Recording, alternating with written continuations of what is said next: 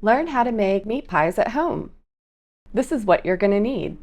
Start by heating your olive oil in a saucepan over medium-high heat and cook your onion, mushrooms, and garlic. Next, you're going to add your ground beef. I seasoned mine with salt and pepper. Then stir it up really good.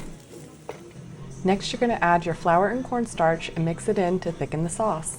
And let that cook for a little bit until the meat is brown. Then you're going to stir in your beef stock.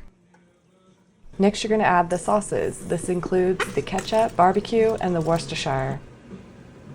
Then add your Vegemite and continue stirring.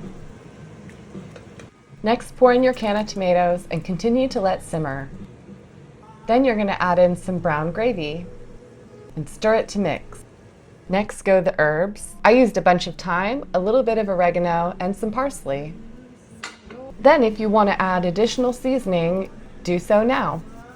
Let this continue simmering and keep stirring it to help reduce the sauce. Now you're going to get your pie pans ready. Spray the pie pans with baking spray and line them with the pie crust. Add your baking beans and do a blind bake.